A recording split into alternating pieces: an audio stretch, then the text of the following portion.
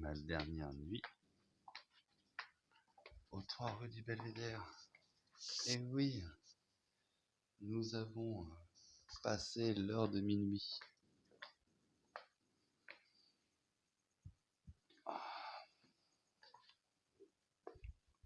Tantôt, dans 4 minutes.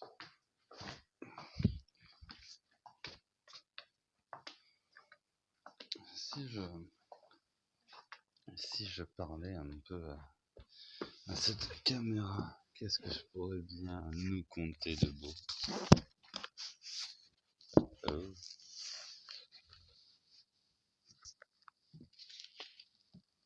Tu connais ce format.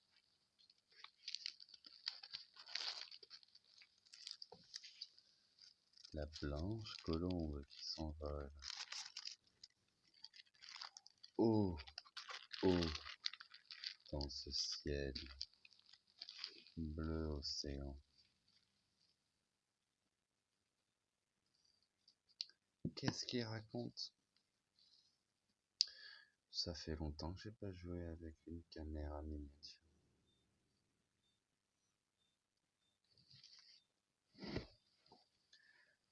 Une anecdote. Un jour, dans cette maison, j'ai planté une fléchette dans une autre fléchette.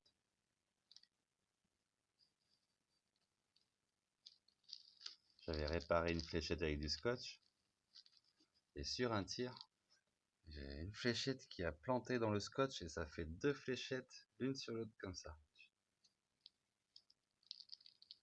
C'était un coup de chance.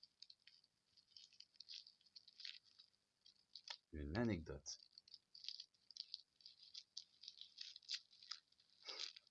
Un jour, Zoul, un ami, je le trouve à côté du mur d'une prise électrique.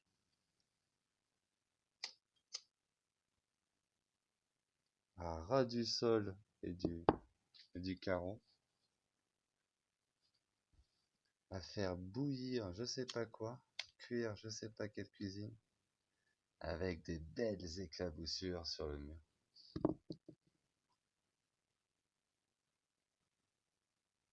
Et je lui dis, oh, qu'est-ce que tu fais là, sans déconner? Et il y a eu un petit choc tête à tête, j'avoue. Ça faisait déjà 1 mois que ce mec, j'adore, hein, je l'adore en plus. Mais les alcooliques anciens qui veulent pas que tu gères leur argent à leur place parce que eux ils savent pas le faire et que tu pourrais lui faire tellement d'économies. Tu bois combien de litres de rhum par mois? Pourquoi tu vas cramer tout à la boutique? Achète-toi le litron et remplis ta bouteille tous les jours. Le mec il touchait autant que moi, je payais toutes les charges de la maison. Et aussi, il touchait sa thune le 5 et au 8 de mois, il venait me gratter les clopes. Et t'as pas l'impression que tu te fous un peu de ma gueule?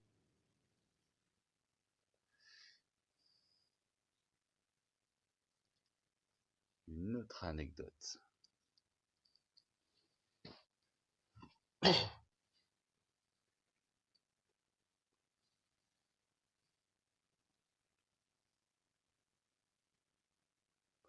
Il n'y en a pas beaucoup des anecdotes rigolotes.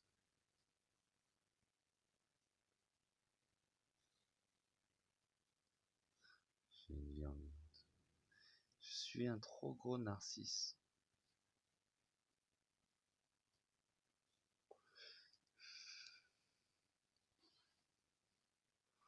J'oscille entre 2 volontés.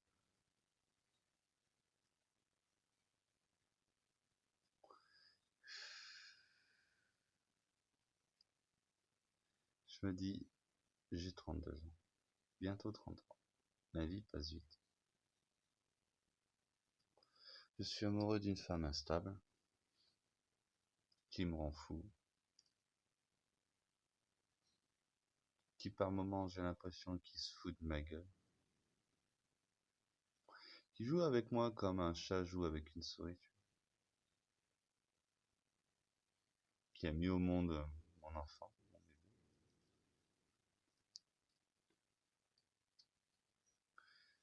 Et là, j'ai deux choix. Soit j'essaye encore et encore de prendre sur moi et de recréer une cellule familiale avec ma famille, malgré toutes les décisions du juge et tout ça. Soit je démissionne. Je retrouve ma vie de vagabond solitaire et je cherche une autre femme qui m'offrira une famille. Mais en plus, ce qui est drôle, c'est que j'ai longtemps cherché une femme que j'ai pas trouvée. Et j'ai trouvé la femme qui m'a offert mon premier enfant, sans la chercher.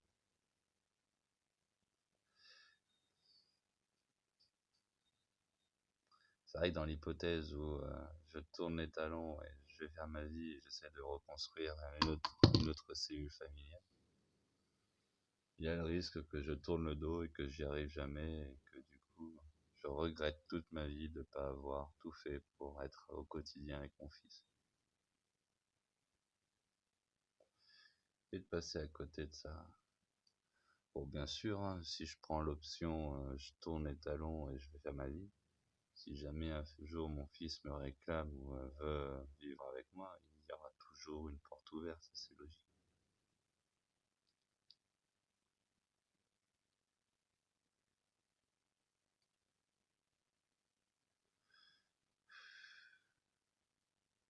J'ai vraiment envie de faire une famille avec Audrey. Et en plus, techniquement, on est déjà une famille. Mais c'est impossible à faire tant qu'elle admettra pas qu'elle aussi elle est responsable. Et le pire, c'est qu'elle est même responsable en grande partie.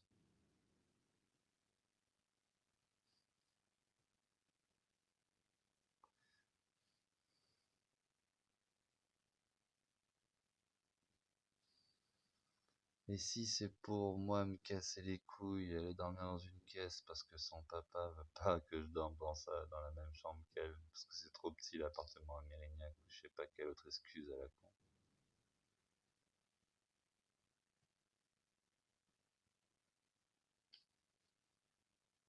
Pour après entendre une femme, ah je me remettrai pas en ménage avec toi tant que ça, tant que ça, tant que ça, tant que ça. Ah ouais? Parce que tu crois que moi j'ai...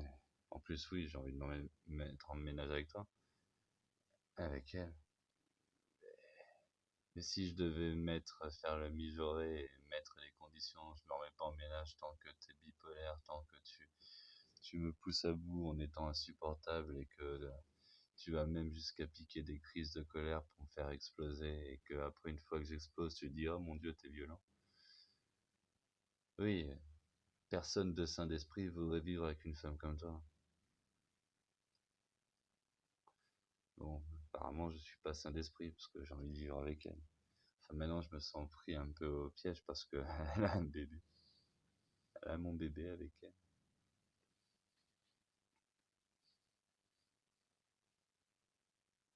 Non, je me suis vraiment mis dans une situation de merde.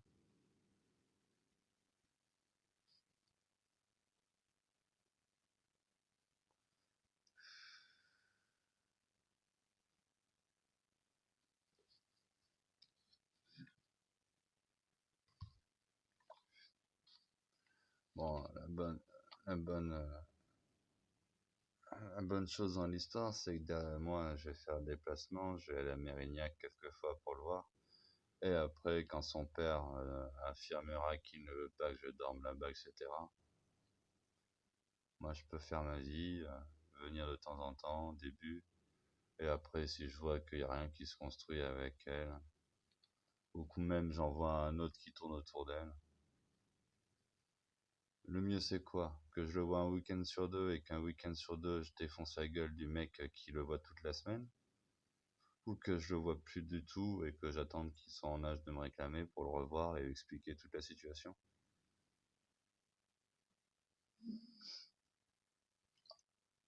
Je vais mettre de l'alcool, tiens, dans mon gosier.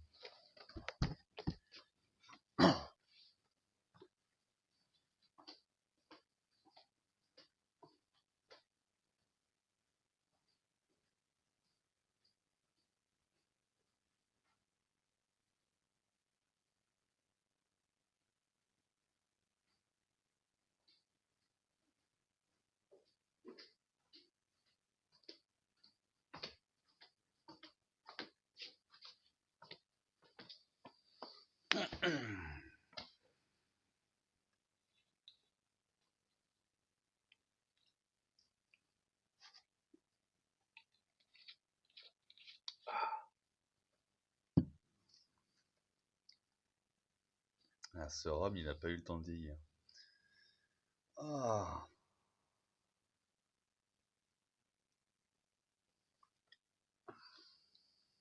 qu'est-ce que je dois dire, faire, penser?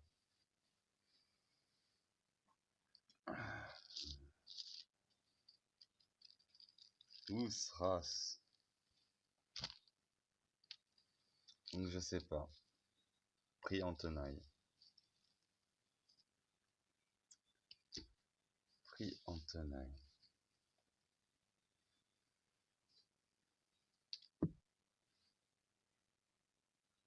Après, qui sait, peut-être que ma vie sera belle, hein. J'aurai pas besoin de me poser toutes ces questions. Audrey va arrêter d'être ce qu'elle est et ça va bien se passer. Son père va arrêter d'être ce qu'il est. Et bien sûr, quand il verra le ridicule de la situation, il me dira, ben, dors ici, bien sûr que tu vas passer toutes les journées avec ton enfant et ta chérie. Mais je crois pas que Audrey va changer un iota sa folie et son côté insupportable. Je crois pas que son père va faire l'effort de m'accueillir chez lui pour justement se protéger des différentes heurts qu'on pourrait avoir avec elle.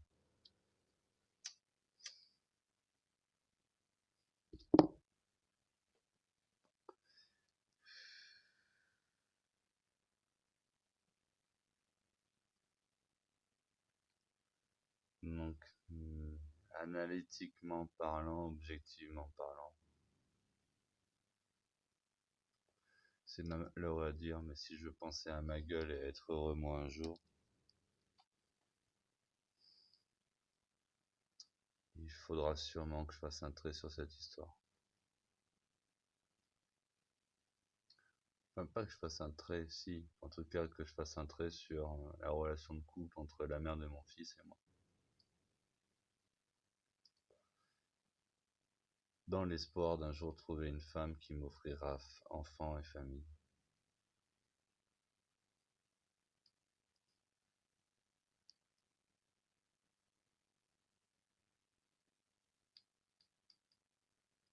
Parce que pour le moment, j'ai qu'une femme qui m'a offert en merde. Si elle m'a offert le plus beau fils du monde, elle m'a offert l'expérience unique de le mettre au monde. Bon, ça a tiré plein d'emmerdes après. Mais là où je suis pas content, c'est que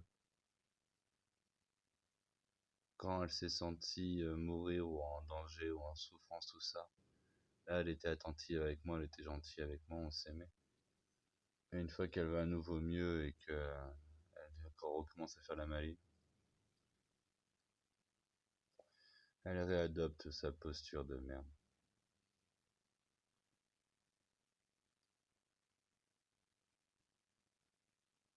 C'est la nana qui te dit oh, je suis pas prête à me remettre en ménage si ça.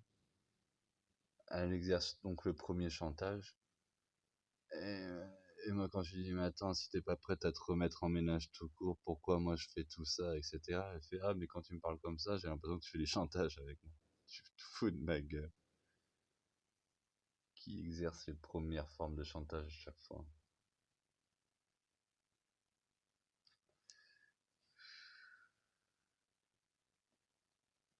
Non, mon cœur, il a envie de dire, un jour, on arrivera à être heureux, Tiliandre, moi et Audrey. Mais ma raison, elle me dit, c'est impossible avec cette femme-là. Elle se fout de ta gueule de A à Z.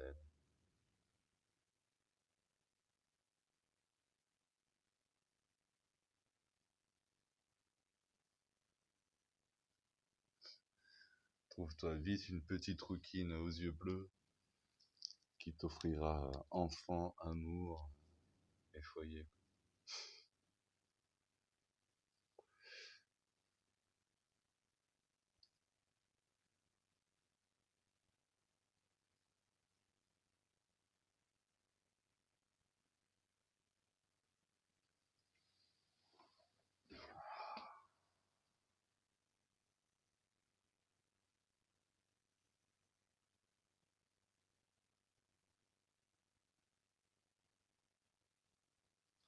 C'est ça qu'on appelle un choix cornélien alors?